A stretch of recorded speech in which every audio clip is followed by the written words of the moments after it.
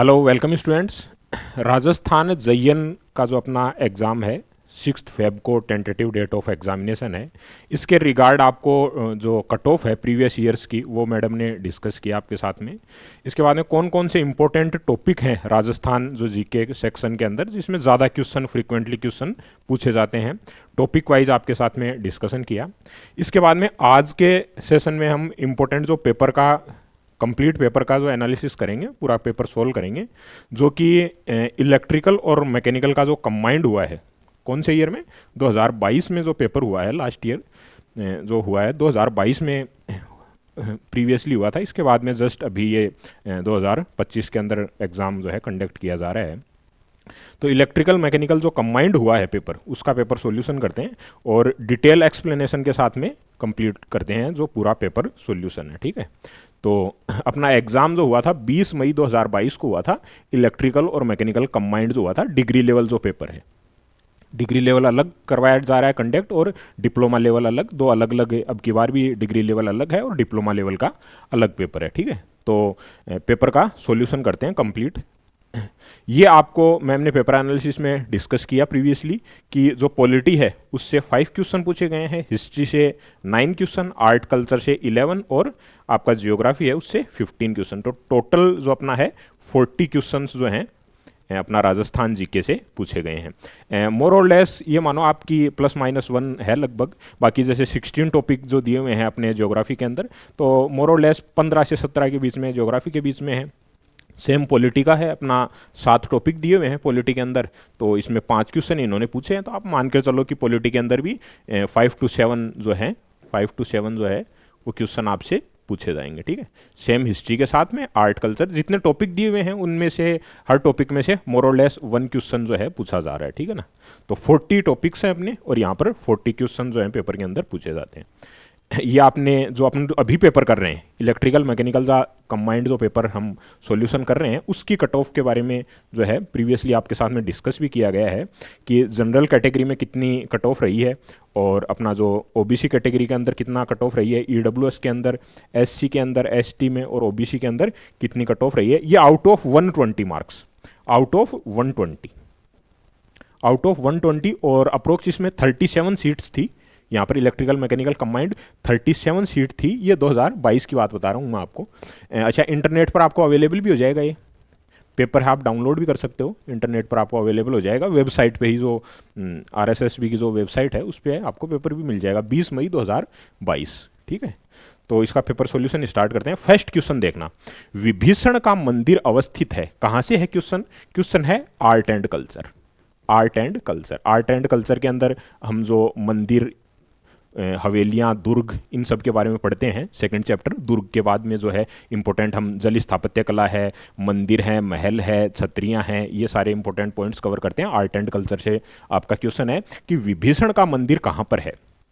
तो आप बताएंगे विभीषण का मंदिर कहाँ पर है, तो आपको ध्यान में रखना है कि केथून कोटा के अंदर। अच्छा, कौन कौन से मंदिर याद करने हैं? सारे मंदिर ही याद करने हैं क्या? नहीं, सारे मंदिर नहीं याद करने, कुछ इंपॉर्टेंट हैं वही याद करने। और इन कुछ क्वेश्चंस जो ऐसे हैं जिनमें लेकर संचय की स्थिति है, मतलब कि प्लस माइनस की क्या होगा, तो कुछ गलत क्वेश्चन है उनके बारे में डिस्कस करेंगे कि कौन सा क्वेश्चन इसमें ऑप्शन सारे सही है नहीं है। और आप फर्दर भी डिस्कस कर सकते हैं, कमेंट बॉक्स में आप पिन कर सकते हैं। आपको किसी भी क्वेश्चन को लेकर डाउट होता है तो आप कमेंट बॉक्स में रेस्पेक्टफुली जो है पिन कर सकते हैं, आपको फर्दर डिस्कस कर दिया जाएगा कोई भी अगर आपको डाउट होता है तो विभीषण का मंदिर कैथून कोटा के अंदर है। कुछ इंपॉर्टेंट मंदिर हैं जो आपको ध्यान में रखना है।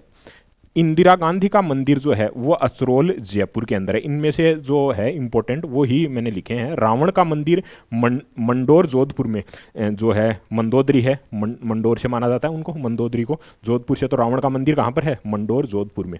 विभीषण का मंदिर कैथून कोटा के अंदर जो कि पूछा गया है। लक्ष्मण का मंदिर भरतपुर के अंदर। रघुनाथ जी चुंडावत जो है उनका मंदिर कहाँ पर है? सीकर के अंदर। दाढ़ी मूछ वाले जो राम लक्ष्मण हैं उनका मंदिर कहाँ पर है? झुंझुनू में। तो कुछ महत्वपूर्ण मंदिर हैं जो अलग हैं, एकमात्र मंदिर हैं, उनके नाम आपको ध्यान में रख लेने हैं। ठीक है, तो यहाँ पर आंसर कौन सा हो जाएगा? कैथून कोटा के अंदर। नेक्स्ट चलते हैं, क्वेश्चन नंबर 2, निम्नलिखित में से किसे सबसे पहले राजस्थान के राज्य का अतिरिक्त कार्यभार दिया गया, मतलब एडिशनल चार्ज दिया गया? जो गुजरात के राज्यपाल थे उनको एडिशनल चार्ज दिया गया, स्वरूप सिंह जी थे।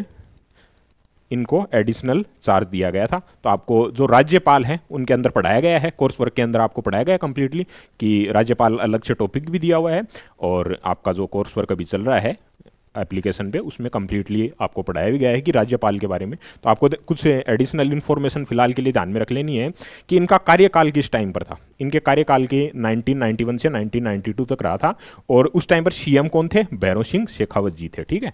और जो ये स्वरूप सिंह जी हैं, ये यूपीएससी के सदस्य थे और राज्यसभा सांसद भी रहे हैं। और जो राज्यपाल देवी प्रसाद जी थे, जो उनके त्यागपत्र के बाद में गुजरात के जो तत्कालीन राज्यपाल हैं स्वरूप सिंह जी, इनको राजस्थान का एडिशनल चार्ज भी दिया गया था। तो आपको पूछा है सर्वप्रथम मतलब सबसे पहले कौन से थे? तो स्वरूप सिंह जी, ठीक है। इनके बारे में कुछ इंपॉर्टेंट बातें भी आपको ध्यान में रखनी है स्वरूप सिंह जी के बारे में। तो आंसर आपका D is the correct answer.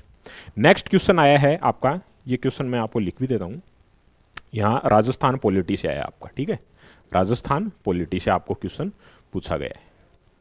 Next देखना, ये आपका अगेन राजस्थान पॉलिटी से क्वेश्चन आया है।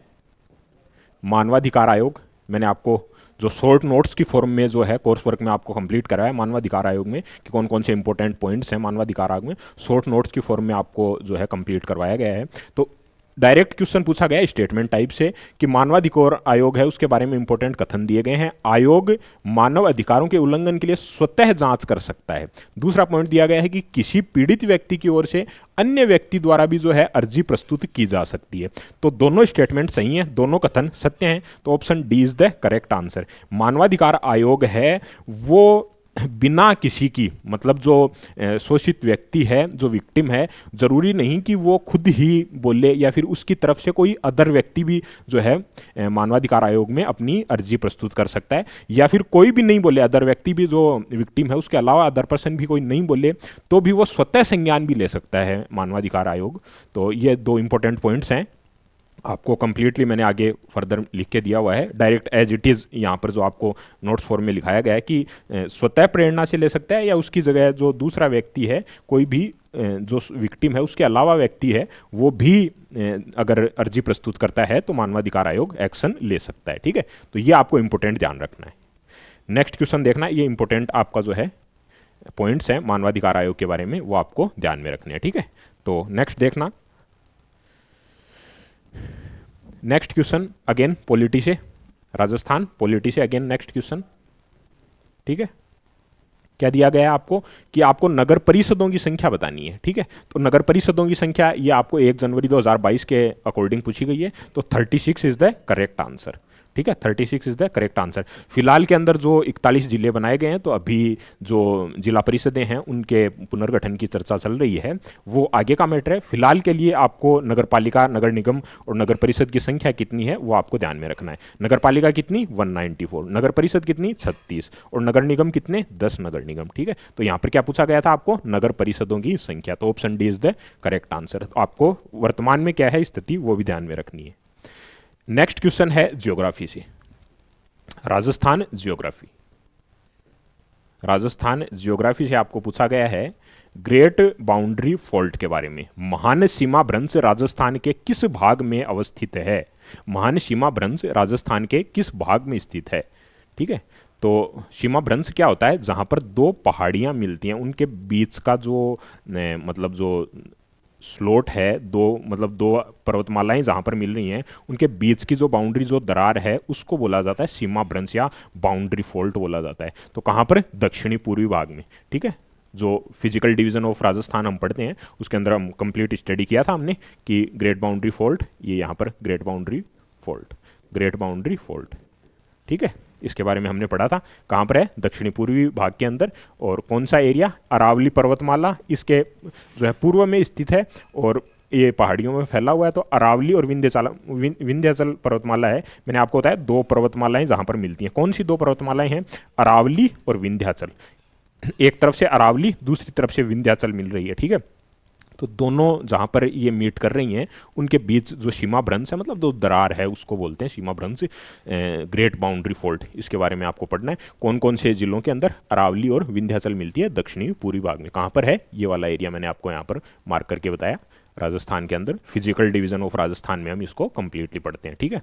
नेक्स्ट है कि निम्न में से कौन सा जो है नदी की उत्पत्ति दे रखी है और दूसरा उसका स्थान दे रखा है, उसमें सुमेलित नहीं है, कौन सा करेक्टली मैच नहीं है, ये इंपॉर्टेंट नहीं है, आपको ध्यान से पढ़ना है, ठीक है। तो सोम, बिछामेड़ा, जाखम, छोटी सादड़ी, प्रतापगढ़, ठीक है, कोई दिक्कत नहीं है। ये आपको रूपारेल, उदयनाथ की पहाड़ियां, ठीक है, कोई दिक्कत नहीं। बाणगंगा, बाणगंगा कहां पर, बाणगंगा का आपको इंपॉर्टेंट ध्यान में रखना है, कौन सी, अलवर वाली है बाणगंगा, गलत दे रखा है, शेवर की पहाड़ियां। तो बाणगंगा के बारे में आपको इंपॉर्टेंट ध्यान रखना है कि जो अपना अलवर वाला है, ठीक है, जयपुर से आती है अलवर, उसके बाद में होती हुई जयपुर से आती है, ठीक है। सारे इंपॉर्टेंट आपको नदियों के बारे में मैं बता देता हूँ एक बार थोड़ा समराइज फॉर्म के अंदर। सोम नदी, उद्गम स्थान बिस्मेड़ा की पहाड़ियाँ, ऋषभदेव उदयपुर के अंदर, और प्रवाह के जिले कौन से हैं, इंपॉर्टेंट ध्यान रखना है। समापन कहाँ होता है, बेणेश्वर, डूंगरपुर के अंदर, बेणेश्वर धाम मेला भी लगता है जहाँ पर, त्रिवेणी संगम के अंदर, ठीक है। तीनों आपने पढ़े होंगे, संगम जो है राजस्थान में कौन कौन सी नदियाँ मिलती हैं उनके संगम पढ़े होंगे आपने, ठीक है। तो ये आपको ध्यान में रखना है। और सोम की सहायक नदियाँ हैं जाखम, गोमती, सारणी, और ये आपको इंपॉर्टेंट ध्यान में रखना है सोम नदी के बारे में, ठीक है। और इनमें जो सोम का अकदर बांध है उदयपुर के अंदर, ठीक है, इंपॉर्टेंट पॉइंट्स हैं सारे, सोम नदी के बारे में आपने पढ़ा होगा, मैम ने आपको जो है ज्योग्राफी के अंदर पूरा बताया है। इसके अंदर जो ड्रेनेज सिस्टम है, जाखम नदी के अंदर भंवर माता की पहाड़ियाँ, छोटी सादरी नाम दिया हुआ था प्रतापगढ़ के अंदर, ठीक है। और समापन कहाँ पर होता है, बेणेश्वर डूंगरपुर के अंदर, यहाँ पर ही संगम होता है इनका। सोम के बाद जाखम का आपको कंप्लीटली शॉर्ट नोट्स की फॉर्म के अंदर कंप्लीटली जाखम नदी है उसके बारे में ध्यान में रखना है। नेक्स्ट अपना रूपारेल, उदयनाथ की पहाड़ियाँ, ठीक है, अलवर में, उपनाम क्या है, अलवर भरतपुर, 2 जिलों में के अंदर बहती है और आगे चलकर कुशलपुर गांव है जो भरतपुर के अंदर, उसमें विलीन हो जाती है, ठीक है। और मोती झील, जिसे उदयपुर की लाइफ लाइन कहा जाता है, इंपॉर्टेंट, मोती झील जिसको उदयपुर की लाइफ लाइन कहा जाता है, किस में से, रूपारेल नदी में से, ठीक है, इंपॉर्टेंट ध्यान में रखोगे आप। और ये जो बाणगंगा था इसके लिए अपने को गलत दे रखा था, जयपुर वाली है, अलवर से निकलती है, कोटपुतली बहरोड, कोटपुतली बहरोड लिख रहा हूँ क्यों, क्योंकि इसको जो 41 जिले हैं उनमें रखा गया है, कोटपुतली बहरोड को रखा गया है, इसलिए अलवर नहीं लिख के मैंने लिखा है यहाँ पर कोटपुतली बहरोड, ठीक है। बैराठ की पहाड़ियों से, ये ऑप्शन अपने को वहाँ पर गलत दे रखा था, शेवर की पहाड़ियाँ लिख रखा था, ठीक है ना। तो बैराठ की पहाड़ियाँ जो है बाणगंगा के लिए उद्गम स्थान कौन सा है, बैराठ की पहाड़ियाँ। समापन का होता है, पूर्व में इस नदी का समापन जो है फतेहाबाद जो है आगरा यूपी के अंदर, यमुना के अंदर मिल जाती है। तो इम्पोर्टेंट आपको पूरा जो है कोर्स वर्क के अंदर कंप्लीटली ड्रेनेज सिस्टम में पढ़ाया गया है, पूरा नदियों के बारे में, यहाँ शॉर्ट नोट्स की फॉर्म में मैं आपको दे रहा हूँ, तो बाणगंगा के बारे में आपको इंपॉर्टेंट बातें याद रखनी है, ठीक है। नेक्स्ट देखना कि राजस्थान में जो है मुख्यमंत्री राजनीर योजना, ये जो है अपने 2022 में पेपर हुआ था, तो 2021 वाला जो कोरोना का टाइम था उससे पहले की योजनाओं के बारे में इन्होंने दिया है। तो 2020 की बात है, 20 मार्च 2020, ठीक है। तो इस टाइम पर जो है राजनीर योजना जो लागू की गई थी सीएम द्वारा, तो इंपॉर्टेंट ध्यान में रखना आपको राजनीर योजना के बारे में, 13 March 2020, option B is the correct answer. कुछ इंपॉर्टेंट पॉइंट इसके बारे में कि 13 मार्च 2020 को शुरू की गई थी और इस योजना के तहत राज्य के शहरी क्षेत्र में घरेलू उपभोक्ता जो हैं उनको मासिक पानी की खपत का 15,000 लीटर से कम है तो इसको माफ़ कर दिया जाएगा, ठीक है। 15,000 लीटर से कम पानी काम में लेते हैं तो इनका जो बिल है माफ़ कर दिया जाएगा। ये आपको राजनीर योजना, वो तत्कालीन योजनाएं रही हैं। इसके अलावा जो वर्तमान में योजनाएं हैं, वर्तमान में जो नीति हैं, योजनाएं हैं, उनके बारे में अलग से जो राजस्थान के करस्पॉन्डिंग आपको स्पेशल सेशन लिया गया था, उसमें आपको 2024 वाली जो नीतियां और योजना है उनके बारे में मैंने यहाँ पे करवाया था कोर्स वर्क में भी, और साथ में यहाँ पर भी जो है अपना यूट्यूब पे भी जो है आपको फ्री सेशन अवेलेबल करवाया गया है। इसके अलावा मंत्रिमंडल हमने डिस्कस किया था, जिले डिस्कस किए थे, तो स्पेशल सेशन में अभी वर्तमान में 2024 वाली हैं उनको आपको बताया गया है, ठीक है ना। तो ये था जो अपना पेपर 2022 को हुआ है, उसकी में पूछा गया है 2020 की योजना के बारे में, मतलब उनसे रिलेट करता हुआ क्वेश्चन आता है। कुल मिला के आपको बोलने का मतलब है कि जो योजनाएं हैं डायरेक्ट वे में नहीं दी हुई, लेकिन current affair direct indirect way में 1 से 2 क्वेश्चन पूछे जाते हैं, इसी वजह से मैंने आपको स्पेशल सेशन के अंदर इंक्लूड किया था इसको। नेक्स्ट है पन्ना खनन क्षेत्र। पन्ना खनन क्षेत्र के बारे में आपको बताना है कि पन्ना खनन क्षेत्र कौन सा नहीं है, तो टिक्की, गोगुंदा और कालागुमान कौन सा वाला नहीं है, option number D is the correct answer, server, ठीक है ना। तो पन्ना के भंडार कहाँ पर, कालागुमान राजसमंद के अंदर। आपको सारे जो भी भंडार हैं वहाँ सबके नाम लिख के दिए हैं मैंने, देखना, टिक्की उदयपुर, राजगढ़, गुडास, बुबानी अजमेर के अंदर, गोगुंदा उदयपुर, यहाँ पर सारे पन्ना के भंडार हैं। ठीक है। और वर्तमान में भारत में पन्ना का कार्य क्षेत्र जो है खनन काम जो है खनन का राजस्थान में वो बंद है। ग्रीन फायर बेल्ट के बारे में इंपॉर्टेंट टॉपिक आपने जो लिखा होगा, आपने जो खनन क्षेत्र के अंदर, उसको आपको ध्यान में रखना है। Green fire belt important points जो आपको डीप में जो कोर्स वर्क के अंदर पढ़ाया भी जाएगा। Green fire belt important point मैंने आपको नोट डाउन करके लिख दिए हैं यहाँ पर। खन्ना पनन क्षेत्र, खन्ना का जो है अभी वर्तमान में इसका कार्य बंद है। तो आपको इनकी साइट्स बोली गई हैं, कौन सी साइट नहीं है, तो सर्वर वाली नहीं है, कौन कौन सी हैं उनको आपको ध्यान में रखना है। ठीक है। तो ये राजस्थान, अपना राजस्थान जियोग्राफी का फाइनल जो चैप्टर है, राजस्थान ज्योग्राफी के अंदर जो खनिज संसाधन है उसमें जो लास्ट चैप्टर है खनिज संसाधन, उसमें हम पढ़ते हैं सारे खनिजों के बारे में। नेक्स्ट है कि राजस्थान के प्रथम स्वतंत्रता सेनानी जिन्होंने 1857 की क्रांति में जो है आंदोलन में सबसे पहले इनको लटकाया गया था, तो हिस्ट्री से क्वेश्चन है। ठीक है। 1857 रिवोल्ट, 1857 रिवोल्ट जो है 1857 revolt of Rajasthan people's movement of 1857, history से, राजस्थान हिस्ट्री से आपको पढ़ाया गया है। हिस्ट्री के अंदर इंपॉर्टेंट जो रिवॉल्यूशनरी हैं, जो क्रांतिकारी हैं, उनके बारे में तो उसमें मैंने आपको डिस्कस किया था। अमरचंद जी भाटिया हैं, बीकानेर से थे, और इनको जो है मंगल पांडे को जैसे 1857 में सबसे पहले फांसी दी गई थी, राजस्थान का मंगल पांडे भी इनको कहा जाता है, राजस्थान का भामाशाह है उसकी उपाधि दी जाती है इनको। सारा कंप्लीट डिस्कशन किया है तो उसमें कोई दिक्कत नहीं है। ठीक है। Amarchand Bhatia is the correct answer, Bikaner से बिलोंग करते हैं। सारों के बारे में बताया, माकीदास जी के बारे में है, इनके अलावा जो सूर्यमल मिश्रण हैं बूंदी से, उनके बारे में बताया है, सब डिस्कस किया है अपन ने 1857 रिवोल्ट में। कोई दिक्कत नहीं, एकदम सिंपल क्वेश्चन।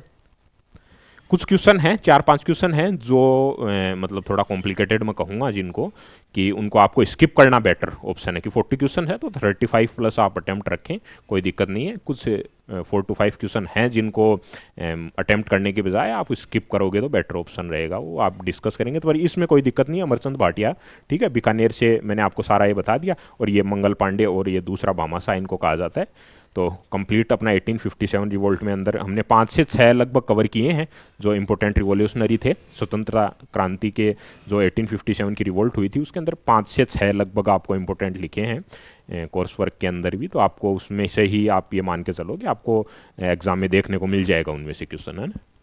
नेक्स्ट देखना कि 74वें संविधान संशोधन का प्रावधान है, ये अनिवार्य कानून लागू करता है अनुसूचित जातियों के लिए, अनुसूचित जनजातियों के लिए, महिलाओं के लिए और पिछड़ा वर्गों के लिए। तो आप इसमें ऑप्शन क्या है कि सी वाला ऑप्शन है वो मान के चलोगे आप इसमें अंदर। फर्स्ट, सेकंड और थर्ड पिछड़े वर्गों के लिए जो है वो कर सकते हैं, देखना कर सकते हैं, लेकिन फिलहाल जो है वो किया नहीं गया है। तो इस वजह से मैं सी ऑप्शन पे जाऊँगा यहाँ पे। देखना जो है अनुसूचित जातियां और जनजातियां हैं उनके लिए आरक्षण प्रदान किया गया है, ठीक है। और अनुसूचित जातियां जनजातियां हैं उनकी स्त्रियों के लिए आरक्षण प्रदान किया गया है, ठीक है। और इनके अलावा आपको जो लिखा है यहाँ पर पिछड़े वर्ग जो हैं उनमें नगरीय संस्थाओं का आरक्षण प्रावधान कर सकेगा, ठीक है, कर सकेगा लिखा हुआ है यहाँ पर स्टेटमेंट के अंदर। आर्टिकल 243(t)(6) के अंदर आपको 74वें संविधान संशोधन के अंदर पढ़ाया गया है। तो आप जो मोर करेक्ट आंसर है उस पर सी पर आप जाएंगे, ठीक है। और किसी भी क्वेश्चन में आपको डाउट होता है तो आप कमेंट बॉक्स में पिन कर सकते हैं, फर्दर हम डिस्कस कर लेंगे इनके बारे में, कोई प्रॉब्लम नहीं है, ठीक है। तो ये आपको ध्यान में रखना है इंपॉर्टेंट। 74वां आपको डायरेक्ट लिखा हुआ है आपके सिलेबस के अंदर, जो राजस्थान JN ने दिया है सिलेबस एज इट इज़ लिखा हुआ है कि 74वां संविधान संशोधन आपको राजस्थान पॉलिटी के सेक्शन में पूछा जाएगा, ठीक है। तो वहाँ से इन्होंने क्वेश्चन भी पूछा है। नेक्स्ट देखना कि संतदास जी रज्जब जी हैं, ये किस संप्रदाय से थे। तो रज्जब जी का आपने काफ़ी बार पढ़ा है। रज्जब जी जो दादू जी थे, इनकी मैं एक स्टोरी आपके साथ में डिस्कस कर देता हूँ कि ये जो है शादी करने जा रहे थे रज्जब जी दादू पंथ से, ये खैर रिलेट करते हैं, ये तो खैर क्वेश्चन में तो कोई दिक्कत नहीं है, दादू पंथ से रिलेट करते हैं। दादू पंथ के जो जयपुर से थे दादू जी, उनके बारे में बात बता रहा हूँ।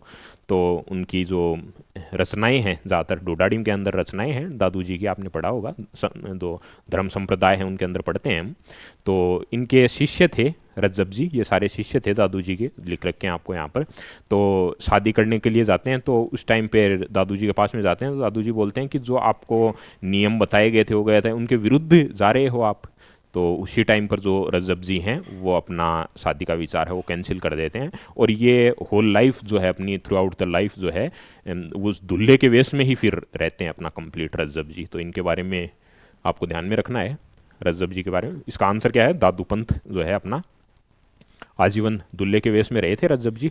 और बखना जी हैं, उनके उपदेश जो हैं उनको याद रखना आपको, गेटापद के नाम से जाना जाता है, और कुल संख्या 167। ठीक है, ये धर्म संप्रदाय जो है आर्ट कल्चर में हम पढ़ते हैं इसको, आर्ट एंड कल्चर जो है उसमें धर्म संप्रदाय जो है टॉपिक है अपना आर्ट कल्चर के अंदर, धर्म संप्रदाय, उसमें हम स्टडी करते हैं अपना कंप्लीट जो है दादू पंथ है, रामसनेही संप्रदाय है, कबीरदास जी का है, लालदासी संप्रदाय है, सारे संत संप्रदाय हम स्टडी करते हैं। ठीक है, राजस्थान का पश्चिमी क्षेत्र, ये आप पर्यटन के अंदर आप पढ़ोगे, राजस्थान की जो जियोग्राफी है उसके अंदर पर्यटन वाला जो टॉपिक है उसके अंदर हम स्टडी करते हैं। तो आपको ध्यान में रख के चलना है, कहाँ पर है, उदयपुर के अंदर।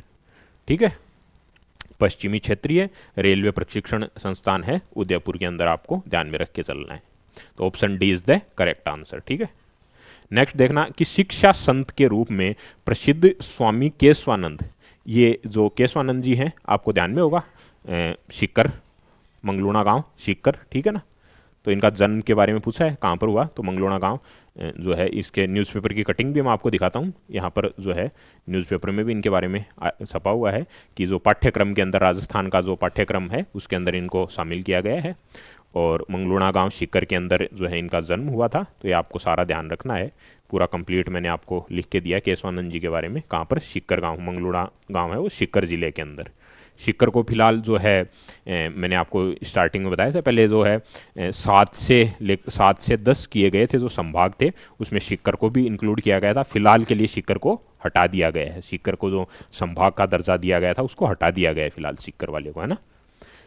तो मंगलूना गांव is the correct answer. Next देखना, महाराणा कुंभा की रचना है संगीत राज। इसमें जो आप पूछा है रत्न कोशों की कितने भागों में रत्न कोशों को विभक्त किया गया है, तो ये ऐसा वाला क्वेश्चन है कि आप स्किप करो तो ज़्यादा बेटर है। अदरवाइज मैंने आपको राजस्थान हिस्ट्री में देखना, थोड़ा सा आपको यहाँ पे बताता हूँ मैं। राजस्थान का जो हिस्ट्री है उसमें मुगल राजपूत जो संबंध हैं उनमें आपको मैंने 2-3 बताए थे। एक आपको मेवाड़ ठीक से पढ़ना है, एक आपको आमेर, और एक मारवाड़ और बीकानेर। ठीक है, मारवाड़ और बीकानेर, ये जो हैं उनमें इंपॉर्टेंट आपको पूछा जाता है। राजवंश के बारे में मैं बता रहा हूं आपको, कहां पर, राजवंश के बारे में। ठीक है, ये राजवंश, जिसमें से आपको मेवाड़ में से कंफर्म क्वेश्चन है, मेवाड़ काफ़ी इंपॉर्टेंट है, इनमें से क्वेश्चन बनता ही बनता है। और मेवाड़ को आप इन डीप में पढ़ते हो तो अच्छी बात है, इनमें से इस टाइप के क्वेश्चन आप अटेम्प्ट कर पाओगे। अदरवाइज थोड़ा कॉम्प्लिकेटेड हो जाता है ऐसे क्वेश्चंस को, आप अगर इन डीप नहीं पढ़ा हुआ है, आपका मेवाड़ आमेर आपका इन डीप नहीं पढ़ा हुआ है, तो ऐसे क्वेश्चन को करना आपको थोड़ा कॉम्प्लिकेटेड हो जाता है। अदरवाइज आप क्या है कि डायरेक्ट आपको पढ़ा हुआ तभी आप अटेम्प्ट करेंगे। तो कितने रत्न कोशों में विभक्त किया गया है, 5 रत्न कोशों में इसको विभक्त किया गया है। 5 कौन कौन से हैं, देखो, एक तो पाठ रत्न कोश, गीत रत्न कोश, वाद्य रत्न कोश, नृत्य रत्न कोश और रस रत्न कोश जो हैं उनको विभक्त किया गया है। और ये जो कुंभा हैं इनकी अदर रचनाएं हैं उनके बारे में भी मैंने आपको, जो संगीत मीमांसा है, सूढ़ प्रबंध है, इसके बारे में लिख के दिया है। अदर जो कुंभा की रचनाएं हैं उनके बारे में इंपॉर्टेंट आपको इनके द्वारा जो रचित ग्रंथ हैं, तो मेवाड़ के अंदर हम पढ़ते हैं कुंभा के बारे में। तो जो है आपको इंपॉर्टेंट इनकी रचनाओं के बारे में ध्यान रख सकते हैं। अगर आपको क्लियर है तभी ऐसे क्वेश्चंस को अटेम्प्ट करना है, अदरवाइज आपको इन डीप नहीं पढ़ा हुआ है मेवाड़ और आमेर ऐसे हैं, आमेर को एक बार के लिए आप स्किप भी करो, लेकिन मेवाड़ इंपॉर्टेंट है। मेवाड़ में से क्वेश्चन एक नहीं 2 क्वेश्चन या 3 क्वेश्चन आएंगे डायरेक्ट, यहाँ पर ही देख लेना आप, मेवाड़ में से एक क्वेश्चन और मिलेगा आपको यहाँ पर पेपर के अंदर। तो इसका क्वेश्चन, तो answer number B is the correct answer.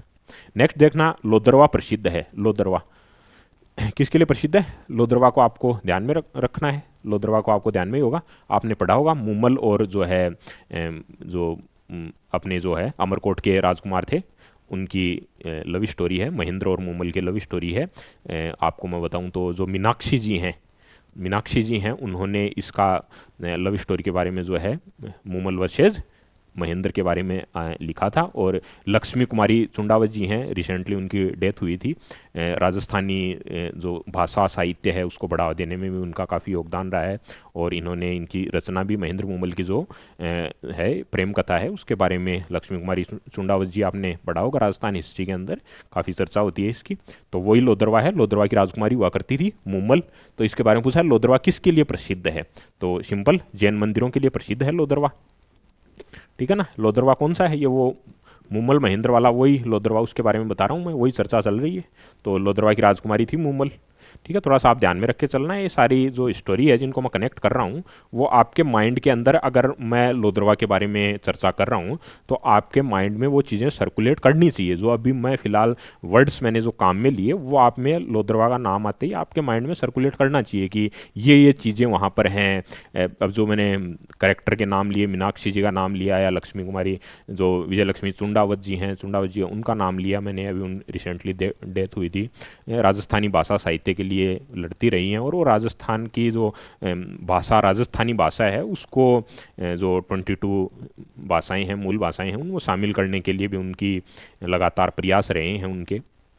तो इम्पोर्टेंट जो टर्म्स हैं, जो आपको की पॉइंट्स हैं वो आपके माइंड में सर्कुलेट करने चाहिए हिस्ट्री से रिलेटेड। ठीक है ना, तो ये जैन मंदिर के लिए आपको मैंने मंदिर का इमेज दिया है, जैन मंदिर है वहाँ पर लोदरवा के अंदर, इम्पोर्टेंट। ठीक है, अमरकोट के राजकुमार हुआ करते हैं महेंद्र, और मूमल जो है लोदरवा की राजकुमारी हुआ करती थी मूमल। नेक्स्ट देखना, केंद्रीय भेड़ और ऊन अनुसंधान संस्थान कहाँ पर स्थित है। ठीक है, तो ये क्वेश्चन जो है मैं इसको बोलूँगा कि ये क्वेश्चन जो है हटाना ज़्यादा बेटर ऑप्शन है। सारे ऑप्शन इसमें मल्टीपल आंसर। अविकानगर ये जो है गांव, मालपुरा जो है आपका ये जो अविकानगर गांव के अंदर ये ज़िला और ये तहसील। ठीक है, तो अनुसंधान संस्थान कहाँ पर है, अविकानगर मालपुरा टोंक के अंदर है।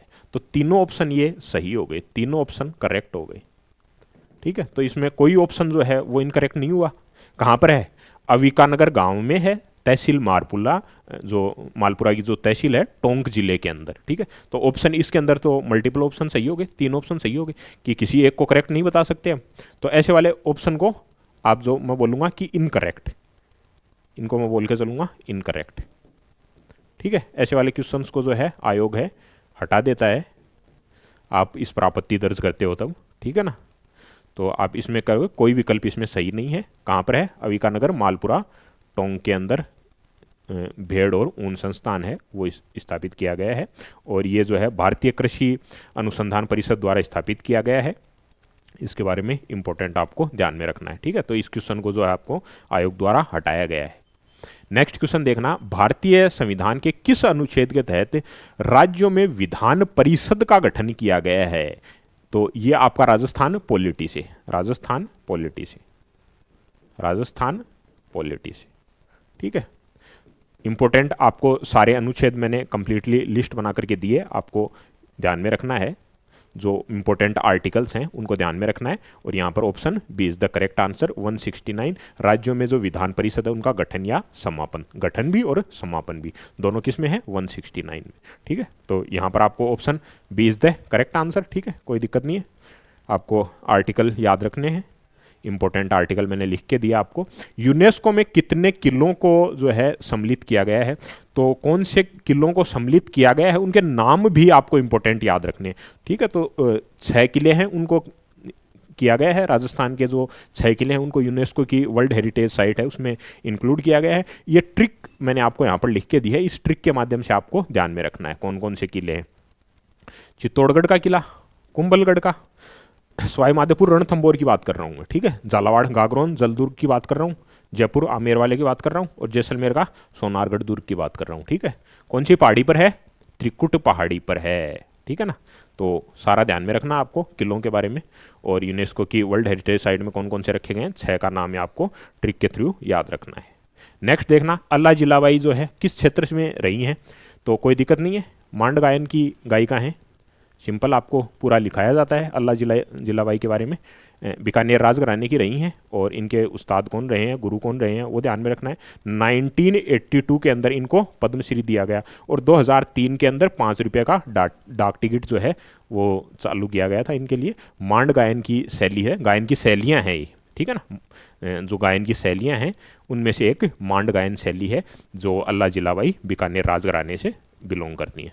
तो इजी क्वेश्चन है अल्लाह जिलाबाई के बारे में, कोई इन डीप क्वेश्चन नहीं है, डायरेक्ट वे में क्वेश्चन पूछा गया है। नेक्स्ट देखना, शाहजहां द्वारा जो शाह शुजा के विरुद्ध भेजी गई मुगल सेना में निम्नलिखित में किसने नेतृत्व किया? तो जसवंत सिंह ने नेतृत्व किया, ठीक है। नेक्स्ट देखना, सारंगपुर का युद्ध, कोई दिक्कत नहीं है, 1437, ठीक है। किस किस के बीच में लड़ा गया? कुंभा और मोहम्मद खिलजी के बारे में, दोनों को आपको ध्यान में रखना है। और कब? 1437, ठीक है, इंपॉर्टेंट। सारंगपुर का युद्ध, कोई दिक्कत नहीं है, ज़्यादा कोई इन डीप क्वेश्चन नहीं है। संरक्षित क्षेत्र जो है, कंजर्वेशन रिजर्व हैं और उनके जिला हैं, उनके बारे में आपको पता करना है। तो गोंगेलाव नागौर, सुंडा माता जालो सिरोही, कोई दिक्कत नहीं है। गुड्डा बिश्नोई, गुड्डा बिश्नोई जयपुर में नहीं है, जोधपुर के अंदर है। तो इसमें जो नहीं है उसका लिखना है, इंपॉर्टेंट ध्यान रखना। सुमेलित नहीं है, कौन सा वाला नहीं है? जोधपुर के अंदर है, गुड्डा बिश्नोइया, गुड्डा बिश्नोइया लिखते हैं, गुड्डा बिश्नोई लिखा हुआ है, कोई दिक्कत नहीं है। जोधपुर के अंदर है, जयपुर लिखा हुआ है, तो ये नहीं है का करेक्ट आंसर हो गया, option D is the correct answer, ठीक है। तो संरक्षित क्षेत्र कुल कितने हैं? 27 हैं। सारे जो 27 हैं उनको एक बारी कौन सा कहाँ पर है वो आपको नाम ध्यान में रखने हैं। आपको पूरी लिस्ट जो है कंजर्वेशन रिजर्व है उसके अंदर अपना ज्योग्राफी वाला टॉपिक है उसमें कंप्लीट बताई जाती है। और गुड्डा बिश्नोइया जोधपुर के अंदर, यहाँ पर क्या दिया हुआ था? जयपुर दिया हुआ था, तो वो इनकरेक्ट हो गया, ठीक है। Option D is the correct answer. चोटियाँ, तो मैंने स्टार्टिंग के अंदर जो फिजिकल डिवीजन ऑफ राजस्थान है उसके बारे में बताया। तो दक्षिण अरावली की जो चोटियाँ हैं, मैंने आपको बताया भी था कि जो आपको दक्षिण अरावली है उसकी चोटियाँ इंपॉर्टेंट याद रखनी है। दक्षिण अरावली की इंपॉर्टेंट चोटियाँ, कौन कौन सी चोटियाँ याद रखनी है आपको? दक्षिण अरावली की कौन कौन सी चोटियाँ हैं जो आपको याद रखनी है? ये जो चोटियाँ हैं वो आपको याद रखनी है, इंपॉर्टेंट। किसकी कितनी है और कहाँ पर इनकी ऊंचाई दे रखी है, ये किसकी ऊंचाई कितनी है, इनकी चोटियों की ऊंचाई कितनी है, और कौन से जो है ये आपके ज़िला है जिसमें लगती हैं, और ये है चोटियाँ, ठीक है। तो कौन कौन से पिक्स जो हैं जो साउथ अरावली है उसके अंदर लगते हैं, आपको इंपॉर्टेंट याद रखना है। गुरु शिखर, शेर, दिलवाड़ा, जरगा, अचलगढ़, आबू, कुंभलगढ़ और सज्जनगढ़, सारा ध्यान में रखना। आपको फिजिकल डिवीजन ऑफ राजस्थान में पढ़ाया जाता है, तभी आप जो है इंक्रीजिंग डिक्रीजिंग ऑर्डर के अंदर कर पाओगे। आरोही बढ़ता हुआ और अवरोही घटता हुआ, मतलब ये ऑर्डर है डिक्रीजिंग ऑर्डर। डिक्रीजिंग ऑर्डर मतलब सबसे पहले बड़ा वाला आएगा, उसके बाद में उससे छोटी, फिर उससे छोटी। तो ये आपको ध्यान में होगी, अगर कंप्लीट आपको इनकी जो ऊंचाई है वो ध्यान में होगी, पिक्स की ऊंचाई, तभी आप इनको अरेंज कर पाओगे किस वे के अंदर, चाहे इंक्रीजिंग हो चाहे डिक्रीजिंग हो, ठीक है। यहाँ पर डिक्रीजिंग पूछा गया है, तो option B is the correct answer. Next देखना, दामना, तो इसको लेकर भी कन्फ्यूजन काफ़ी जगह पर आपको देखने को मिल जाएगी। 2 टर्म्स मैं बताता हूँ आपको, फिलहाल यहाँ के लिए आप याद रखोगे कि अंगुली में जो पहना जाता है, यहाँ पर देखना आप, जो मैं कुछ इंपॉर्टेंट यहाँ पर डाउट क्लियर करता हूँ। एक है दामना, या इसको बोलते हैं दमामा, एक है दामन, ठीक है। ये जो है दामन जो लिख रहा हूं मैं, वो है यहां से, ये कल्चर से रिलेट करता है, हरियाणा कल्चर से, ठीक है। ये हरियाणा कल्चर से रिलेट करता है, और जो घाघरा होता है उसको बोला जाता है, ठीक है ना। और ये दामन या दमामा है, ये दो अंगुलियों के अंदर एक साथ जो पहना जाता है, कंबाइंड जो अंगुलियों के अंदर पहना जाता है उसको बोला जाता है। आपको आभूषण के अंदर मैंने करवाया भी है। दामन या दमामा जो अंगुलियों के अंदर, 2 अंगुलियों के अंदर कंबाइंड तौर पर पहना जाता है, ये राजस्थान से रिलेट करता है, ठीक है। तो थोड़ा सा इसके अंदर है, आपको कन्फ्यूजन होगा इसके अंदर। अच्छा, कोई भी आपको डाउट हो अगर इनसे रिलेटेड, तो आपको रेफरेंस बुक के तौर पर जो हिंदी साहित्य अकादमी है उसकी रेफरेंस पर जाना है, या फिर सुजस है राजस्थान का, उसके अंदर आपको इम्पोर्टेंट जो है एज ए, मतलब आपको ऑब्जेक्शन देना है, तो आप उनके बेस पर ये ऑब्जेक्शन दे सकते हो। अब चाहे किसी भी, मैं ऑर्गेनाइजेशन का नाम नहीं बोलूँगा, एज पर्टिकुलर आप ऑर्गेनाइजेशन में या किसी भी इंस्टीट्यूट में उसका रेफरेंस आप नहीं दे सकते। आपको जो हिंदी ग्रंथ अकादमी है या फिर सुजस है, वहाँ जो राजस्थान सरकार की ऑफिशियल रिपोर्ट है वहाँ से ही रेफरेंस आपको देना है, कोई भी हो। तो मैंने भी यहाँ जो रेफरेंस लिए हैं वो डायरेक्ट जो हिंदी ग्रंथ अकादमी है या फिर सुजस है वहाँ से आपको डायरेक्ट जो है ऑब्जेक्शन, ताकि आप ऑब्जेक्शन लगा सको आयोग के अंदर, वहाँ से आपको रेफरेंस लेना है। कई राजस्थान के करस्पॉन्डिंग आप कुछ भी रेफरेंस लेते हो तो हिंदी ग्रंथ अकादमी है या सुजस है वहाँ से लेना है आपको। फिलहाल के लिए option D is the correct answer. और इसके रिगार्ड आपको कुछ भी डाउट होता है दमामा आभूषण के करस्पॉन्डिंग तो फर्दर डिस्कस कर सकते हैं, कोई दिक्कत नहीं है। तो option D is the correct answer. ठीक है, दमामा या दामन जो है अंगुलियों में पहना जाने, एक साथ पहनने जाने वाला आभूषण है, स्त्रियों का आभूषण है। और आभूषण के अंदर मेनली स्त्रियों के आभूषण ही पड़ते हैं हम। मेवाड़ की पुकार 21 सूत्रीय मांग पत्र। ठीक है, तो कोई दिक्कत नहीं है। संप सभा का नाम आए तो आपको गोविंदगिरी, संप सभा का नाम आए आपको तो गोविंदगिरी, भगत भील आंदोलन रिलेट कर पा रहे हो। ठीक है, और यहाँ पर जो माणिक्यलाल वर्मा है पंछीड़ा, इनकी रचना ध्यान में रख सकते हो। मेवाड़ प्रजामंडल के संस्थापक ध्यान में आ रहा है। मोतीलाल तेजावत एक के आंदोलन से रिलेटेड थे और इनका जो है मेवाड़ की पुकार नाम से 21 सूत्रीय मांग पत्र इन्होंने तैयार किया था। तो option D is the correct answer. Option D is the correct answer. ठीक है, मोतीलाल तेजावत। ठीक है ना, तो सारी चीज़ों को आप रिलेट कर पा रहे हो कि गोविंदगिरी से कौन रिलेटेड है, माणिक्यलाल वर्मा, मोतीलाल तेजावत जी हैं। ठीक है, तो यहाँ पर आपको मोतीलाल तेजावत 21 सूत्रीय मांग पत्र किस आंदोलन के दौरान, एक के आंदोलन के दौरान। ट्राइबल मूवमेंट ऑफ राजस्थान है उसके अंदर आपको कंप्लीटली बताया गया है। इंपॉर्टेंट पॉइंट्स हैं वो नोट डाउन करके लिखवाए हैं। तो आपको जो नाम आते हैं तो उसको उससे रिलेटेड टर्म्स भी आपको क्लियर होनी चाहिए कि इनसे रिलेटेड टर्म्स कौन सी हैं। ठीक है ना, कोई ज़्यादा इन डीप क्वेश्चन नहीं है। ये जो चित्रशैली का नाम पूछा है तो जो यहाँ पर लेडीज़ हैं साहिबा, इनके नाम से आपको क्लियर हो जाएगा। ठीक है ना, साहिबा है इनके नाम से क्लियर हो जाएगा आपको कौन सी चित्रशैली है, अजमेर चित्रशैली। ठीक है ना, तो आपको ध्यान में रखना है ये सारे जो हैं अजमेर चित्रशैली से। देवगढ़ चित्रशैली से ये आपको इंपॉर्टेंट नाम याद रखने हैं। जैसलमेर चित्रशैली से ये आपको इंपॉर्टेंट नाम याद रखने हैं। ठीक है, एक या दो नाम भी आपको मैच करता है। अब जैसे मैंने यहाँ पर इस पॉइंट को पकड़ा कि जो लेडीज़ हैं उनका इंपॉर्टेंट नाम आपको साहिबा है, अजमेर चित्रशैली से रिलेट करनी है। तो आपको अदर नाम याद नहीं भी हैं तो आप ऑप्शन पर जा सकते हो, कोई दिक्कत नहीं है। तो इस टाइप से आपको ध्यान में रखना है। जैसे जैसलमेर है, आपको सोनराज भी नाम याद है, एक नाम भी याद है, तो बाकी अदर इनके अलावा, तीन के अलावा भी कोई आते हैं, कोई दिक्कत नहीं है, आप डायरेक्ट ऑप्शन पे जाओगे। उस आंसर को आपको अटेम्प्ट करना है। तो option B is the correct answer here. निम्नलिखित में से कौन सी रचना जो है मणि मधुकर की नहीं है? तो अगर आपको रचना साहित्य के अंदर आपको कन्फर्म नहीं पता है तो ऐसे क्वेश्चन को अटेम्प्ट नहीं करना है, ऐसे क्वेश्चन को अवॉइड करना है।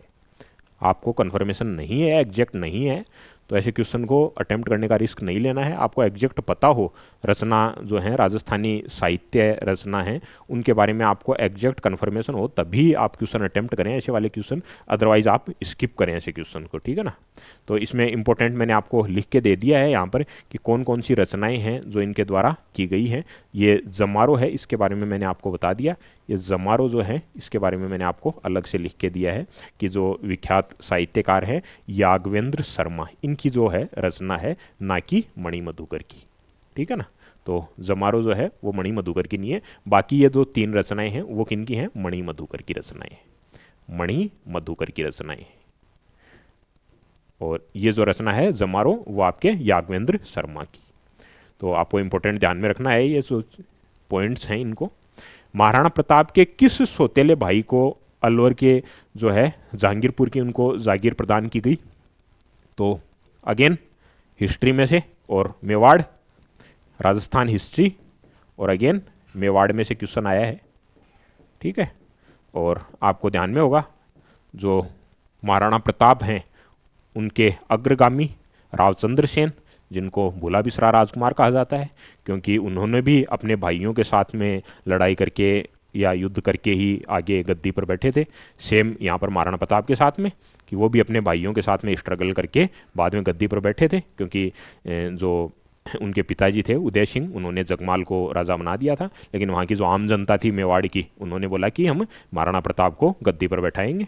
सारी स्टोरी मेवाड़ की आपको ध्यान में होगी। तो जागीर किसको दी? कोई दिक्कत नहीं है, जगमाल इनके सौतेले भाई थे, जगमाल पूरा आपको ध्यान में रखना है। जगमाल के बारे में आपको इंपॉर्टेंट पॉइंट्स लिख के दे दिया आपको यहाँ पर। जगमाल के बारे में महाराणा उदय सिंह और धीर भाई के पुत्र थे, और इनको जो है आपको ये लिखा हुआ है यहाँ पर, अकबर ने इन्हें जहांजपुर की जागीर दी, और बाद में आधा सिरोही राज्य जो देवड़ा था इनके अधीन था, और ये मेवाड़ के लिए हमेशा आजीवन शत्रु बने रहे Jagmal. Option C is the correct answer. तो कोई ज़्यादा इन डीप क्वेश्चन नहीं है, अटेम्प्ट कर सकते हो इजीली। निम्न में से हस्तशिल्प दे रखा है और उसका स्थान दे रखा है, कौन सुमेलित नहीं है? उस्ताकला, उस्ताकला तो जानते ही हो, जो ऊंट है उसकी खाल पर चित्रकारी की जाती है, आपने इमेज में भी काफ़ी बार देखा होगा। उस्ताकला बीकानेर से रिलेट करती है, ठीक है। अजरक प्रिंट बाड़मेर, दाबू प्रिंट ध्यान है, छिपो का अकोला चित्तौड़गढ़, कोई दिक्कत नहीं है, ठीक है। तो ये जलपट्टी वाला है, ये सुमेलित नहीं है, ये वाला सुमेलित नहीं है, ठीक है। आपको सारा ध्यान में रखना है।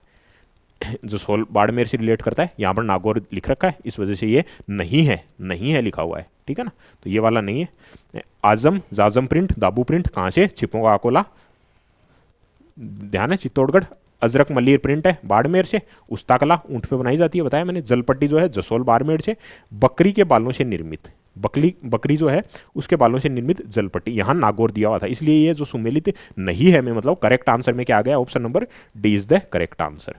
गलियाकोट के बारे में बोला हुआ है, तो गलियाकोट आपको पता ही है, गलियाकोट में कोई दिक्कत नहीं है, ठीक है। माही नदी पर, गलियाकोट के अंदर माही नदी में जो इंपॉर्टेंट है, बेणेश्वर धाम मेला संगम पर लगता है, पीपलखुट प्रतापगढ़ है, गलियाकोट है, ये सारी कहाँ पर हैं? माही नदी के किनारे। तो गलियाकोट के बारे में पूछा गया है। जो बेणेश्वर धाम मेला है वो भी यहाँ पर ही लगता है, माही नदी के संगम पर। सोम माही जाखम है उनके संगम पर, जो भी संगम है उनको अलग से आपको नोट डाउन करवाया गया है ड्रेनेज सिस्टम के अंदर, ज्योग्राफी में। निम्नलिखित में से कौन सी पुस्तक जो है गुर्जर प्रतिहार वंश के जो मिहिर भोज हैं उनके द्वारा रचित नहीं है? लिखा हुआ है रचित नहीं है, ठीक है ना। तो ये जो धर्म संग्रह जो है वो रचना है वो इनके द्वारा नहीं है, मिहिर भोज द्वारा। कौन कौन सी रचनाएं इनके द्वारा ग्रंथ है वो लिखे गए हैं, वो मैंने आपको इंपॉर्टेंट यहाँ पर नोट डाउन करके लिख दिया, ठीक है। तो ये रचनाएं धर्म संग्रह है वो इनके द्वारा रचित नहीं है। मिहिर भोज के द्वारा कौन कौन सी रचित हैं उन सब के नाम, ठीक है। तो यहाँ पर जैसे श्रृंगार प्रकाश है, श्रृंगार प्रकाश का नाम दे दिया, और आपके जो सारे जो हैं इनके अंदर कल्पतरु है, कल्पतरु का नाम दे दिया। इनके अलावा आपका जो है राजमृकांक है, इसका नाम दे दिया आपको। योगसूत्र वृत्ति दे सकता है, राजमृतांड दे सकता है नाम, ठीक है। तो आपको सारी रचनाएं हैं मिहिर भोज की, वो सारी लिख के दे दी। धर्म संग्रह जो है वो इनकी रचना नहीं है बोला है, तो option D is the correct answer. Next देखना है माणिक्यलाल वर्मा जो हैं वो किस प्रजामंडल से? तो कोई दिक्कत नहीं है, माणिक्यलाल वर्मा आपको ध्यान में रखना है। पंचछिड़ा जो इन्होंने आंदोलन के दौरान रचना की थी, अभी पहले हमने डिस्कस भी किया है। और मेवाड़ प्रजामंडल मैं आपको बता ही रहा था मेवाड़ प्रजामंडल के बारे में। तो सरफेसली क्वेश्चन है, कोई इन डीप क्वेश्चन नहीं पूछा गया है। जो इन डीप क्वेश्चन पूछे गए हैं वो मैंने आपको डिस्कस किया है कि उनको स्किप करना बेटर ऑप्शन है। बाकी जो सरफेसली क्वेश्चन है उनको स्किप करने का कोई मतलब नहीं है। 35+ क्वेश्चन अटैम्प्ट करना कोई ज़्यादा बड़ा इश्यू नहीं है राजस्थान जीके के अंदर। सरफेस क्वेश्चन पूछा गया मेवाड़, डायरेक्ट आपको ध्यान में होगा इसके बारे में, ठीक है ना। तो ये ट्रिक भी बताई गई थी आपको, माणिक्यलाल वर्मा, ये ट्रिक बताई थी मैंने आपको, ट्रिक के थ्रू भी याद रख सकते हो आप। अच्छा, प्रजामंडल है उसमें दो ही चीज़ है, प्रजामंडल के अंदर दो ही चीज़, एक तो उसका गठन किसने किया और कौन सी ईयर में किया, ये दो ही पॉइंट हैं जो आपको मेनली पूछा जाता है प्रजामंडल से रिलेटेड। तो ये जो ट्रिक है वो आपके साथ में मैंने डिस्कस की थी कि जैसे शाहपुरा है रमेश चंद्र ओझा, बीकानेर से मगाराम वैद्य के बारे में मैंने आपको पहले भी, इसके प्रजामंडल से पहले भी किसान आंदोलन में भी मैंने आपको बताया था, ठीक है ना। बीकानेर का जो किसान आंदोलन हुआ था, खेतूबाई है इनकी सिस्टर थी, उसने उन्होंने भी जो है आंदोलन में पार्टिसिपेट किया था, महिला नेतृत्व किया था। मगाराम वैद्य बाद में बीकानेर प्रजामंडल की स्थापना करते हैं, पूरा बताया था इसके बारे में। जैसलमेर से मीठालाल व्यास हैं, किशनगढ़ हैं कांति चंद्र चौथानी जी हैं, बांसवाड़ा से भूपेंद्र त्रिवेदी जी हैं जिन्होंने प्रजामंडल की स्थापना की, डूंगरपुर में भोगीलाल पांड्या हैं जिन्होंने डूंगरपुर प्रजामंडल की स्थापना की, मेवाड़ प्रजामंडल की स्थापना माणिक्यलाल वर्मा ने की। तो डायरेक्ट पूछा गया जो माणिक्यलाल वर्मा किस प्रजामंडल के संस्थापक थे, तो मेवाड़ प्रजामंडल के संस्थापक थे। नेक्स्ट देखना कि रामसर साइट में शामिल किया गया है, तो सिंपल केवलादेवी राष्ट्रीय उद्यान को शामिल किया गया है, ठीक है ना। तो ये ध्यान रखोगे आप, कौन सा जो रामसर साइट है उनको इंक्लूड किया गया है, कब किया गया है, 1 अक्टूबर 1981 को शामिल किया गया है। राजस्थान में कौन कौन सी परियोजनाएं, जो बाघ परियोजनाएं हैं, वन्य जीव अभ्यारण्य कितने हैं, आखेड़ निषेध क्षेत्र कितने हैं, कंजर्वेशन रिजर्व हमने पहले भी बात की इसके बारे में, मृगवन और जंतुआलय, ये आपको डिजिट जो है वो याद रखने से काम नहीं पड़ेगा, इसमें आपको पढ़ना पड़ेगा पूरा कि मृगवन 7 हैं तो कौन से हैं, कहाँ पर हैं, कंजर्वेशन रिजर्व 27 हैं तो कहाँ पर हैं। जैसे आपको रोटू के बारे में पूछा गया था प्रीवियसली, नागौर के जो कंजर्वेशन रिजर्व हैं उनके बारे में पूछा गया था कि ये वाला कंजर्वेशन रिजर्व कहाँ पर है, तो आपको 27 जो है उनके बारे में कंप्लीटली पढ़ना पड़ेगा टोटल वन्य जीव अभ्यारण्य। तो आपको जियोग्राफी के अंदर पूरा कंप्लीटली बताया गया है। यहाँ मैं एक जो है शॉर्ट नोट्स की फॉर्म में आपको बता रहा हूँ। तो ये जो है केलादेव राष्ट्रीय उद्यान आपको ध्यान में रखना है। नेक्स्ट देखना है, एक ही आंदोलन मोतीलाल तेजावत कहाँ से शुरू किया, तो मातृकुंडिया चित्तौड़गढ़, कोई दिक्कत नहीं है, एक ही आंदोलन के लिए पूछा है। और इसी में इन्होंने जो 21 सूत्रीय मांग पत्र जो है मेवाड़ की पुकार वो दिया था, वो भी क्वेश्चन डायरेक्ट पूछ लिया यहाँ से। नेक्स्ट अगेन मोतीलाल तेजावत के लिए एक और क्वेश्चन पूछ लिया यहाँ से, तो कोई खास दिक्कत नहीं है इसमें। मोतीलाल तेजावत जी हैं, एक ही आंदोलन के बारे में पूरा इनका लिखा हुआ है, एक ही आंदोलन का जो इन्होंने नेतृत्व किया उसके बारे में लिखा हुआ है। जो भोमट क्षेत्र है उसमें इन्होंने आंदोलन मुख्यतः इनका रहा था, मातृकुंडिया चित्तौड़गढ़ है वहाँ से जो इन्होंने शुरुआत की थी। तो एक ही आंदोलन के बारे में पूरा पढ़ने के बाद में आप 2 क्वेश्चन तो यहाँ पे डायरेक्ट एक ही आंदोलन से ही रिलेट करते हैं, एक डायरेक्ट ट्राइबल मूवमेंट से डायरेक्ट 2 क्वेश्चन आ रहे हैं। शुष्क सागवान वन, ड्राई टीक फॉरेस्ट है उनके बारे में पूछा गया है। तो ड्राई टीक फॉरेस्ट है जो अपना बारिश वाला एरिया है वहाँ पर होते हैं, बांसवाड़ा उदयपुर के अंदर, किन जिलों के अंदर है ये पूछा गया है। तो ड्राई टीक फॉरेस्ट के बारे में मैंने बताया आपको, कंप्लीटली नोट्स के बारे में लिखा हुआ है। जहाँ पर ज़्यादा वर्षा वाला एरिया है, उदयपुर बांसवाड़ा वाला एरिया है, वहाँ पर पाए जाते हैं। औसत वर्षा कितनी, 80 से 110। और ये वन जो हैं 250 से 400 मीटर की ऊंचाई वाले वन क्षेत्रों में मिलते हैं। कहाँ पर, दक्षिणी भाग के अंदर पाए जाते हैं मुख्यतः। कौन से, बांसवाड़ा, डूंगरपुर और दक्षिणी उदयपुर, सलूम्बर को अलग बना दिया गया है जिला। दक्षिण चित्तौड़गढ़, कोटा, बारां, झालावाड़, इनके अंदर पाए जाते हैं चौड़ी पत्ती के वन होते हैं, मानसूनी वन, dry teak forest, that is शुष्क सागवान वन। तो option A is the correct answer. ठीक है, कोई इन डीप क्वेश्चन नहीं है। अच्छा, ये वाला जो क्वेश्चन है, जो कुषाण शक्ति को नष्ट करने में सबसे ज़्यादा जो सफल जनपद है वो कौन सा रहा है, तो आपने अगर जनपद की स्टडी की है तो ही ऐसे क्वेश्चन को अटेम्प्ट करना है। आपने जनपद की इनिशियल में जो हम सिक्के पढ़ते हैं, जनपदों के बारे में पढ़ते हैं, वो आपने अगर जो एंसेंट राजस्थान हिस्ट्री है उसके बारे में अगर आपने पूरा पढ़ा है तभी ऐसे क्वेश्चन को अटेम्प्ट करना है, अदरवाइज नहीं करना है अटेम्प्ट आपको, वरना आप मालवा वाला लगा आए होगे। ठीक है ना। तो योद्धे जो जनपद है वो सबसे ज़्यादा जो कुशाल थे उनको सबसे ज़्यादा मतलब प्रेशराइज करने में, मतलब उनको समाप्त करने में योद्धे जनपद है वो सबसे ज़्यादा सफल रहा था। तो option C is the correct answer. यहाँ पे लिखा हुआ भी है डायरेक्ट, उत्तरी राजस्थान में जो कुषाण शक्ति को नष्ट करने में सबसे सफल रहे थे। और ये नोट्स की फॉर्म में, शॉर्ट नोट्स की फॉर्म में मैंने आपको योद्धे जनपद को लिख के दे दिया है। तो option C is the correct answer. Next देखना कि विश्व में राजस्थान किस गोलार्ध में है। तो ये डायरेक्ट आपका ज्योग्राफी का जो है, राजस्थान ज्योग्राफी है, राजस्थान का ज्योग्राफी है, उसमें फर्स्ट चैप्टर जो लेक्चर 1 था उसके अंदर हमने पढ़ा था location and extent, location and extent, स्थिति एवं विस्तार। उसमें हमने कि विश्व में क्या है, एशिया में क्या है और भारत में क्या है, तीनों के बारे में पढ़ा था। तो तीनों आपको इंपॉर्टेंट ध्यान में रखना है कि उत्तरी पूर्वी गोलार्ध के अंदर अपने जो है विश्व के सापेक्ष, एशिया के सापेक्ष और भारत के सापेक्ष तीनों याद रखने। अच्छा, ये जो एंगल है इसको क्या बोला जाता है, ईशान कोण, ये वायव्य कोण, ये नैऋत्य कोण, ये आग्नेय कोण। याद कैसे रखना है, EVNA। ठीक है, सारा बताया था ये। और तो आपको विश्व का पूछ लिया है, अगले बार एशिया का पूछ लेगा या भारत का पूछ लेगा, तो कोई दिक्कत नहीं है। Option B is the correct answer. तीनों का याद रखना है, डायरेक्ट क्वेश्चन पुट किया जाता है, कोई इन डीप क्वेश्चन नहीं है, सरफेसली क्वेश्चन पूछा गया है ये वाला। Option B is the correct answer. Jasnathi संप्रदाय की प्रमुख गद्दी कहाँ पर है, तो कोई दिक्कत नहीं है, कतरियासर बीकानेर है, वहाँ पर प्रधान पीठ है जसनाथी संप्रदाय की। ध्यान में रखना आपको, कतरियासर बीकानेर के अंदर है। मंदिर भी आपको मैं इमेज दिखा देता हूँ। ये जो मंदिर है कतरियासर बीकानेर में जसनाथी संप्रदाय का, 36 नियम है इनके। तो धर्म संप्रदाय के अंदर हम कंप्लीटली इसको पढ़ते हैं, कोई दिक्कत नहीं है। कतरियासर बीकानेर जसनाथी संप्रदाय को हम पढ़ते हैं, कोई ज़्यादा इन डीप नहीं है, मतलब आपको मैं पढ़ना में संप्रदाय के बारे में बोलता या लालदासी संप्रदाय के बारे में बोलता तो आपको थोड़ा डाउट हो सकता है, लेकिन कतरिया सर के अंदर कोई दिक्कत नहीं है। कतरिया सर बीकानेर, 36 नियम है, जसनाथी संप्रदाय है, पूरा ध्यान में रखना है आपको। अग्नि नृत्य वगैरह है उसके बारे में भी पूछ लेता है, अग्नि नृत्य कौन सा संप्रदाय करता है, मतलब आग के अंगारों पर चलता हुआ, जो आपने कई वीडियोस में भी देखा होगा, अंगारों पर नृत्य करते हैं, आग के अंगारे हैं उन पर नृत्य करते हैं, वो भी पूछ लेते हैं कई बार। जैत्र सिंह था तो कहाँ का शासक था? मेवाड़ का। मेवाड़ के बारे में again question, third question Mewar से। हिस्ट्री के अंदर राजपूत, मैंने आपको राजपूत मुगल संबंध बताया, थर्ड क्वेश्चन है जो मेवाड़ से आ रहा है, ठीक है ना। तो मेवाड़ का शासक पूछा है, जैत्र सिंह मतलब जैत्र सिंह के बारे में पूछा है कि कहाँ का शासक था, और इनका ईयर आपको ध्यान में रख लेना है अगर आप ध्यान रख में सकते हो तो, लेकिन आपको इतना तो ध्यान एटलीस्ट रखना ही है कि जैत्र सिंह के बारे में पूछता है तो आप ये ऑप्शन लगा सको कि मेवाड़ के शासक थे। कौन से ईयर में थे ये आप गेस वर्क भी कर सकते हो कि इन बिटवीन दिस टाइम में आप जो है लगा सकते हो। मेवाड़ के शासक थे जैत्र सिंह, इनके बारे में पूछा गया है। नेक्स्ट क्वेश्चन है आईजीएनपी से। आईजीएनपी सबसे ज़्यादा इंपॉर्टेंट, कोई दिक्कत नहीं है। आईजीएनपी ज्योग्राफी से, ज्योग्राफी है, उससे पूछा गया है। इंदिरा गांधी नहर है, उसके बारे में क्वेश्चन पूछा गया है, और इसमें से आता ही क्वेश्चन है, श्योर सर्टेन क्वेश्चन आता है, ठीक है।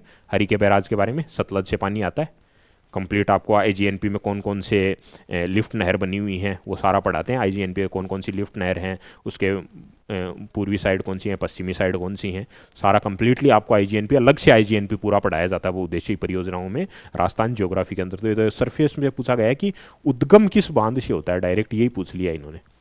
तो हरी के बैराज से इसका उद्गम होता है, सतलज का पानी आता है, व्यास और सतलज है इनके संगम पर बना हुआ है। और कहाँ तक जो है, हरी के बैराज से लेकर के जो फिरोजपुर पंजाब है 1952 के अंदर बना था। इससे पहले मैंने आपको जो गंग नहर है उसके बारे में बताया, और गंग नहर के लिए जो बीकानेर में आंदोलन हुए थे, एक तो जागिरी को लेकर था, एक गंग नहर को लेकर था, उसके बारे में भी चर्चा की थी।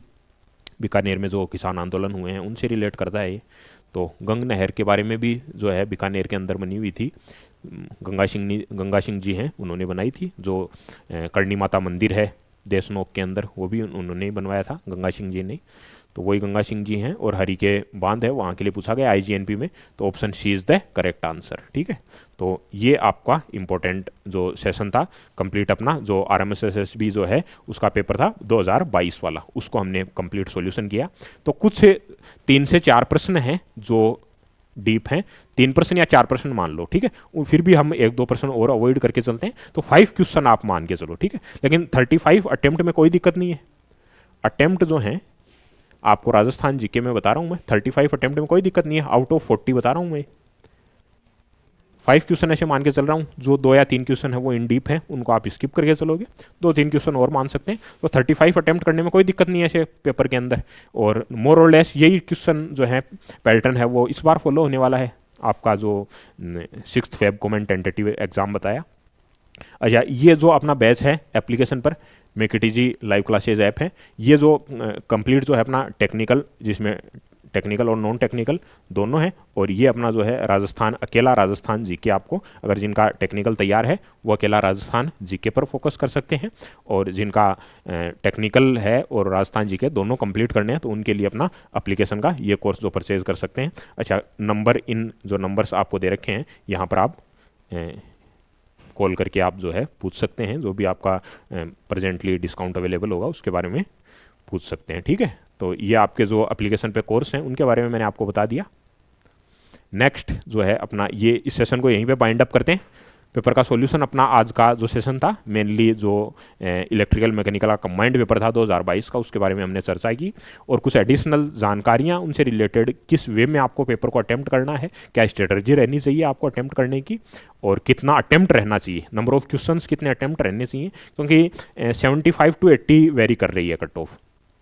कंपेरेटिवली वैकेंसी इस बार कम है पिछली बार की बजाय। लेकिन एक बढ़िया न्यूज़ भी है जो अभी न्यूज़पेपर में, कल या परसों की न्यूज़पेपर में ही आया है कि एप्लीकेशन फॉर्म है वो भी 50% कम एप्लीकेशन जो आए हैं इस बार में कंपेरेटिवली। वैकेंसी भी 50% ही मानो इस बार के, लेकिन वो एक प्लस साइड है कि आपका कंपटीशन लेवल है उतना ही है, सेम ही रहेगा जितना है। तो आपको नंबर ऑफ अटेम्प्ट ठीक ठाक रखने हैं। 80+ आप ये मान सकते हो कि आपको 90+ का स्कोर मान के चलना है, मतलब out of 120 tag plus non tag मान करके। तो ये अपना राजस्थान जीके का सेक्शन जो है अपन ने कंप्लीट किया, जो लास्ट ईयर 2022 का पेपर था। तो इसको बाइंड अप करते हैं सेशन को यहीं पे। Okay, thank you guys.